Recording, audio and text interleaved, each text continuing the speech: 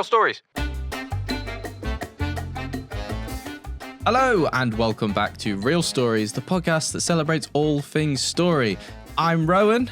And I'm Tom. We've got two stories with us today, and we've got the mission of figuring out whether those stories are true or the narrative of a film. Mm-hmm. And I was just saying I'm Tom is always the thing I worry most about in these podcasts. You look terrified about saying that. Yeah, it just sounds We too don't have unnatural. to say that anymore. They probably know who we are by now. But those new viewers, you've got to keep them coming. That's true, but do they care, Tom? Do they care about our names? People don't care about most things. No. Today's episode might be the loudest one yet, because it's Derby Day in Manchester, and outside is an absolute ruckus. So any background noise, you'll have to forgive us. What have you got coming up today on the show, Tom? So I've got a story about a Parisian man who takes an entire theatre production and its audience hostage mid-performance because he thinks the play is boring. Oh, wow. Okay, cool. The logline for my story today, Tom, is a solicitor's worst client turns out to be his best when he's held at knife point. Me first? Yeah. Okay. Real stories. We're not going to have to go back in time too far for my story this week. It's set in 2023 in Paris. We've both been there very recently. In France. Is it? Yep, it is the capital of France. There's lots of famous things there. If anyone says this podcast isn't educational. We're going to go into the theatre scene of Paris in 2023, and we're going to enter a performance of a play called Le Cocu, which translates to The Cuckold. Okay. And we're mid-performance at a theatre called Théâtre des Bouffes Parisiens. And the play is a boulevard comedy, which means the boulevard comedies were a theatrical aesthetic that emerged from the boulevards of Paris's old city. So I'm going to assume they tell tales of the true Paris. It's not the romanticized Paris that we see in the movies. Yeah. It's true grit of the Parisian streets. So the baguettes, they've got like pasties. Exactly. Yeah. Cornish pasties. That's what's actually in Paris. Absolutely. So this production of the play was starring French actors Paul Riviere, Sophie Denis, and William Keller, all household names in Paris. Yep, big fans of all of them. I'm big fans of all of them, unless any of them is cancelled, in which case I'm not a fan of them. We'll do some editor note. If they're cancelled, the editor will step in now. Anyway, it's a 3-person comedy about a couple whose love life is tried and tested by another man, and it's very somber. It's kind of comedic, but in a not very funny way, as all good comedy should be. It wasn't a huge smash hit, and on this particular evening performance, the auditorium is half empty. You know, sometimes a play smashes onto the scene and people want to see it for ages, and then all of a sudden, everyone's like, all right, seen that, done that, no one cares anymore, and then the audience is kind of half full, just to kind of people that are going like, oh, what's this? Yeah. That's probably most plays, isn't it? I reckon so, yeah. Other than things like Hamilton, because that would be going forever and always. Suddenly, the performance of Le Cocu is interrupted. Sorry, can you say that again? Why? I just like hearing you say it. Le Cocu? Yeah, it's good that. I did Le Cocu, Le Cuco. Either way, it sounds good. Either way. You know, this is unrelated, but we're talking about France. Germany is also in Europe. When I was in the shop... Is it? When I was in the shop just before we came up here, I was just like, hiya, to the shopkeeper, and he was like, where are you from? I was like, Manchester. And he's like, oh, I thought you sounded like you're from Germany. You do have a bit of a German vibe about you, I think I gave off the German vibe. Yeah, now you say it. I wasn't eating a big sausage. Before. Yeah. You should have said, Ich bin Thomas Duna. You are so multifaceted. You never fail to amaze me. You. The play is interrupted by a member of the audience who has stood up in the middle of the theatre and they've said, wait, sorry to interrupt. I need to say something. And this is a man called Yannick. And he explains to the actors... Is he from Just Stop Oil? Nope. He's not even that politically charged. He's just bored, okay? He explains to the actors, I'm annoyed sat here because I'm watching this play. I came here for a good time, for some escapism, and all you're giving me is a deluge of depressive beats and your story's boring, your acting's boring, your characters are boring. And he goes into a bit more detail, and he basically says... I'm annoyed because I'm a night watchman and I work 7 days a week and I had to take annual leave off to come to this performance. And not even just that, that's bad enough, isn't it? Isn't that awful for him, for Yannick? It's like heart-wrenching. That's really bad. Hold on to that and remember, okay, because on top of that, he also had to travel 45 minutes on the train and then walk an extra 15 minutes just to get there. Oh, God.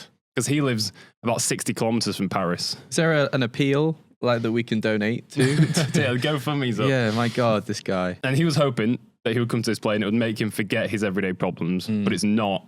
And he's not happy about it whatsoever. He doesn't sound very happy about it. I mean, he didn't have to go, did he? No, he's It's completely on him. Yeah. He's deluded. Probably should have done a bit more research before he went. And not all plays are made to be fun. Sometimes they ask questions and don't give you the answers. A lot of plays aren't fun, to be fair. No. Have you ever seen Shakespeare? Yeah, with you. We watched Hamlet, which you don't remember. I don't remember that whatsoever. Unbelievable. It's my favourite one of his as well. And you don't remember going with me. That's really upsetting. Members of the cast start telling Yannick to leave if he's not enjoying it. And eventually, one of the cast members, Paul, if you remember Paul, he gets off the stage angrily and he shouts at Yannick. And he basically says, I don't care about you. We've got a whole... yes, the audience are our boss. We are serving the audience, but you're not just the one member of the audience. There's lots of other people here, so get your ass out of our theatre right now. And Yannick... He's like Peter Kay. Exactly, yeah. And what did he say? He's like, you look like... garlic bread. Oh, yeah. Sorry. He did say that. He said that woman looked like someone, but someone off Emmerdale or something. Yeah. No, I don't know why that was such a big deal. It's the worst thing you could ever say to someone. But Yannick does leave because Paul's overpowered him. Yeah. Okay, and Yannick goes out. He's on his way out. I think he's gone to maybe like get his coat. And as he's out there, he hears laughter from in the auditorium. But look, this guy was crazy, wasn't he? And they were imitating him, and the audience are loving it. They're like they've won them over again. They're about to re-enter the world of the play. So the play just got good as he left, basically. Yeah, essentially. Right. Well, no, they're not doing the play yet. Oh, okay. They're just riffing on him. Right. They're being like, they're doing impressions and whatnot. But then the door swings open, and Yannick re-enters. Oh, God. But he doesn't just re-enter. In his hand is now a gun. Jesus. No, Yannick. Oh, sorry. Just off topic again. When I was in Germany recently, I don't know why we keep having off topic conversations about Germany. I was in Munich, and there's a clothing brand there called Christ. Go around every corner going, oh, Christ. It's brilliant. It's great entertainment. Yannick has now come in with a gun and he has taken the entire room hostage. He says, if anyone gets up to leave, pop, pop. Yannick now orders the cast and the audience members to stay seated. He protests that it is not that hard to create something entertaining for the audience. It's like professional playwrights should be able to do that because I could write a play that is more entertaining than this right now. He sounds like he's on Letterboxd. No, he's getting delusions of creative grandeur. He's saying, I will sit down on this table on the stage in front of you all and I will type out a play that these actors will now perform, and I promise you it will be better than Le Cocu. Yannick opens up this word processing software and he tells everyone to be completely silent while he writes. Did you say word processing software because you didn't want to mention the brand? Yeah. But he's not very nifty with the keyboard, so he's doing this one finger pointing, and he's trying to write an entire play, so it takes a while. And he says to the audience, guys, this is going to take me a hot minute. Jesus Christ. So if you need the toilet, you're not allowed to go nowhere, but you can get up and just go at the side of the room, which is really awkward. That's probably, for me, that would be the worst thing about the whole situation. I'm like, just shoot me in the forehead. Yeah, you need to go every 10 minutes. Yeah. And I get stage fright. I can't go at the side of the room. It's remarkable you get through a podcast recording without needing the toilet. Should we have a break now? Right, so Yannick sat there writing for a long period of time until he's interrupted by the cloakroom attendant coming in to see what's going on. Because obviously she works in this theatre all the time, and she knows that by whatever time this needs to end, the play should have ended, but it's gone way past that time. It's now the late night, and she's coming like, what is going on? So she has no idea there's anything bad happening. She just thinks, oh, maybe they absolutely loved it tonight and they've given them like a 3-hour standing ovation. Yeah. She comes in and she just that annoys me. I hate that. When they do. Like, oh, this film got an 8-minute standing ovation. Like Cannes. They're like, oh, they were stood up for 50 minutes. Yeah, like, I think Minecraft got a 7-hour standing ovation. Well, okay, that's fair enough. That's fair enough. You know Minecraft is the highest selling game ever? Yeah. I was one of the first people to ever buy Minecraft. Oh, yeah. Did you know that? You were first, weren't you? Number one. I was number one. I created just Minecraft. Emailed you like, Rowan, can you just try this out? Yeah, and I said, all right. Yannick orders this receptionist to go and get a printer from the office because he's happy with his script now. It's in a state where he wants to print it off. How long has he taken to do this script? We'll say 4 hours, I reckon. 4 hours? Yeah, and there must be a lot of we at the side of the stage. Go out and get me a printer. If you call the police while you're out there, I promise you someone will be killed and their blood will be on your hands. She brings in the printer and he prints off his finished script.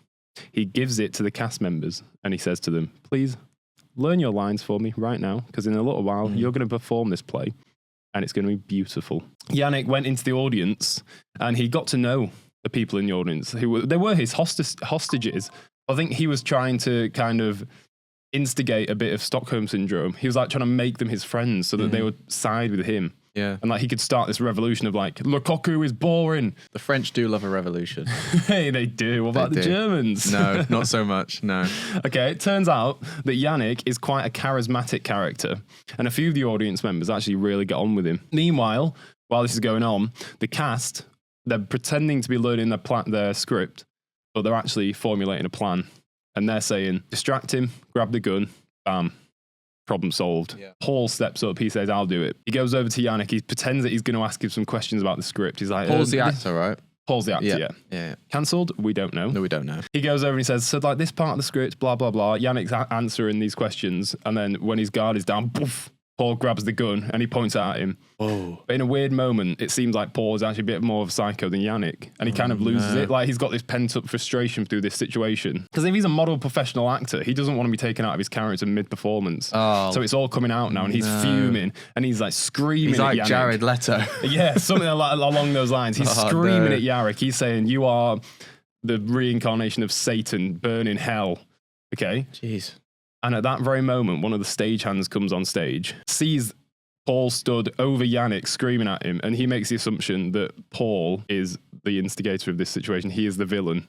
So he walks over with a fire extinguisher, smacks him on the back of the head. Gun falls at Yannick's feet. Yannick picks it back up. He's back in the position of power. So back under Yannick's control, the cast start performing his play, which is about a patient in a hospital. And the roles have clearly been written to take the mick out of the actors. The script is poorly written and there are lots of grammatical and spelling errors. But amazingly, the audience seem to absolutely love it. Right. And they actually get into the story. It's like these beats are happening and the audience like, oh, okay. At first they're laughing out of like, just like, oh, we should probably laugh. He's got a gun. And then they're laughing like, oh, okay. Yeah. Okay, Mr. Comedy, bring it home. Yannick watches from the side of the stage with an immense sense of pride, knowing that he has been proved right. Oh, fair enough. He has proved that a night watchman can write a night of theatrical entertainment. Yeah. And it's going well.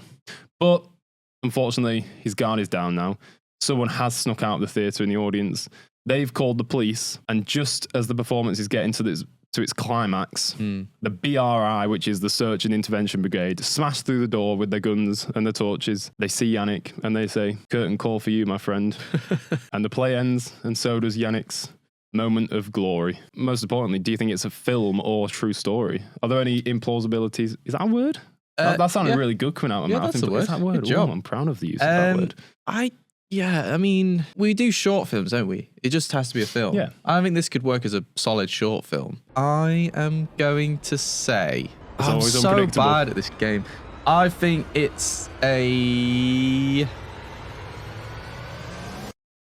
film. Oh, yes! Good job. Good job. You're kind of right. It's not a short film, but it's like it's a short feature film. Okay. So it's called Yannick. Oh. And it's written and directed by Quentin Dupieux. And it was filmed in 6 days in one location. And just one interesting fact about the production of this film. So the film's called Yannick. Okay, and Quentin Dupieux is such an interesting creative. You should definitely watch as many of his films as possible. I'm trying to get through as many of them as I can. There's a lot of movie. And the shoot was a secret because he didn't want financial backers of his next film, which was called Dali. Like Salvador Dali, but with 5 or 6 A's. Right. He didn't want them to see that he was making another film and be like, oh no, his attention's going to be split. Okay. So he did it. It was a complete secret until like 2 weeks before it came out. And they were like, oh yeah, also he's made this film. Okay. Which is cool. Wow. But yeah, it's very good. I recommend it. It was a good time. It's like an hour long. So is it a comedy? It's like a dark comedy, yeah. It's funny, but it's funny in the sense where it's not ha-ha jokey. Yeah. But it's like the situation is so like, this is ridiculous. It's funny. Real story. My story today is also pretty recent. I think it's like 2010s time, maybe a bit earlier, maybe like early 2000s, something like that. And it's about Gary, who is a solicitor working for a company called Philcox Gray. Yep, I've got no questions so far. No. Cool. I've not yet had to find solicitors though, so no, me neither. I'm not entirely sure what they do, to be honest. No, they solicit things. I know they sit in on police things, and he's not particularly like famous or anything, but one thing that makes him stand out in terms of why I know this story is that he got a lot of attention in the 2010s where he shared his stories on like Twitter or something, stories of being a solicitor. And this kind of made him quite big. Is that not a breach of like protocol? Can you tweet about them? Well, I guess if you don't use real names and stuff. True. It's probably surely fine. You could like cross the facts and like be like, oh, he's tweeting about a man in Manchester who ran over a dog. Oh, MEN? Anything happened recently? Maybe, I don't know, but I think most of these stories happened quite a long time ago. I obviously can't go through all the stories because there's quite a lot. Go on. Extended edition. Okay. But yeah, I wanted to go through one that I found particularly funny. Okay. Funny? Okay. Yeah. Has it got a victim in it? That poor victim. Nothing that bad. Don't worry. So Gary had a selection of clients that he'd see on a regular basis, like people that were just always up to no good. Some of them would commit like petty crimes like shoplifting, whereas others were more serious. But one client kind of did a bit of both, and his name was Brian Peters. Now Gary was seeing Brian and Gary. Yeah, good duo that. Yeah. Gary was seeing Brian so often that he basically said, he could have had a loyalty card at this point. He was literally just every other week. Brian was up to no good. He might have. I don't know. Brian was this kind of guy. You'd probably know one. You'd probably see one if you go out on the street. Just sort of always in sort of trackies. Pretty like buff. Like loved going to the gym. Bit of a sort of like ruffian. But if you were friends with him, he's a sweetheart. He's a lovely guy. He's a charmer. You would know one if you saw one. You just, I don't know. I can picture Brian really well. Like if I go on Market Street now, I'm going to see a Brian probably. Do you know what I mean? Yeah. The other day when we got home, there was a guy sat on our doorstep. I think he was probably a Brian. What was he doing then? I have no idea. I just got home and like I parked right in front of him. And I just got out the car and I was like, hey, that's my house. I just need to go in there. And he's like, oh, sorry. And he just slid off the doorstep and like moved to the right, just next to our window. I was like, okay. Interesting. And then Jay got home and I went out and I was like, I'll come and meet you just because the guy sat pretty much on our doorstep. Fair enough. Okay. Well, maybe that was Brian. Who knows? So yeah, he's a nice guy, I think. Overall, he's a nice guy. But if you get on the wrong side of him, you're in a world of pain. He's going to smash your face in. So Brian would be arrested like most months and Gary would be paged. So obviously it's a pre-mobile phone story, this one. And he'd have to attend the interview like down the station. On one occasion though, Brian had been arrested for mugging someone. And Brian was extremely high at the time and he was adamant, like, I've done nothing wrong. Like, he's like, Gary, trust me, I've done nothing wrong. You know, I'm a nice guy. I wouldn't swoop that low. Maybe I'll shoplift, but I wouldn't swoop that low. Swoop that low? Swoop? Is that right? Stoop that low. Swoop that low kind of works as well, doesn't it? So Gary was just like, right, he's a solicitor, right? So it doesn't matter if he's guilty or innocent. He just needs to prove one way or the other. Yeah. So it doesn't. You never say something like, "Did you do it or not?" Did you? He doesn't really want to know. In my head, you didn't do it. I don't care if you did. I don't care that you go and wash your hands, get the blood off your hands. Yeah. Brian says, "I'm guilty." It's Gary's job to then try and get a softer sentence. Yeah. But if he claims he isn't, then obviously his job is to try and get him off. Yeah. So Brian wasn't a great public speaker, so Gary just went like, just keep your mouth shut, all right? If answer if you think you can answer, but just say no comment, right? If it's something you think that could harm you in any way. I mean, it's worse for the fact that he's high on something as well. Gary doesn't know. Is he still? Yeah, he's pretty high. So Gary doesn't know what is going to come out of Brian's mouth during this interview. So we're going to do something we've never done before. Because Gary provided a transcript, of this interview. Is this fully verbatim? Yeah. So there's 3 people involved in this. I'll play Brian and the police officer, and I'd like you to play Gary. Okay. So Brian, just remember, answer no comment if you feel obliged. And this is the officer. Are you Brian Peters of Flat 15, Priory Estate, SE15? Brian. What should Brian's voice be? Absolutely not. It's all right, Brian. You can confirm your name and address, or you'll never get out of here. Are you Brian Peters of Flat 15, Priory Estate, SE15? It's quite confusing. Gary and the officer have got similar voices. Similar. This is Brian again. No fucking comment. Brian, you can answer the detective. We all know your name and address. But you said I had to answer no comment to all questions. Yeah, but not this one. It's okay. I promise. I want that promise in writing right now. Why has he regressed to a 5-year-old in the last 3 sentences? I'm not going to do that, Brian. Please confirm your name and address or you will not get out of here. Okay, I'm ready, bro. Are you Brian Peters of Flat 15, Priory Estate, SE15? Absolutely fucking not. Brian, if you don't answer the question, the police can charge you for the operate offence of withholding details. I strongly advise you give them the details. What if the address that they're saying is wrong, though? Is it? No, but what if they got my name wrong? Have they? How are you guys spelling that? BRIANPETERS. Peters. Okay, I'm ready. Ask me again. Are you Brian Peters of Flat 15, Priory Estate, SE15? Abso-fucking-lutely. Thank you for that, Brian. Now can we get on with the interview? Absolutely fucking not. That was stunning. Okay. I'm not sure I took much information in there. I was too busy thinking about the roles. Yeah, so basically he's difficult. He's difficult to work with. These interviews, they go on for a long time. And Gary eventually wrote him off as like the most annoying client he had. He sort of had a soft spot for him, but if Brian picked up the phone or he heard that Brian had been arrested, he was like, oh God, no, I hate this. However, though, he always had this strong belief that Brian was telling the truth. Like he's got that charming aspect to him. So when he says, I didn't do it, I didn't mug someone, he believes with him. that voice, you would believe him. Absolutely. One night, Gary, he's with some friends and he's attending a nightclub.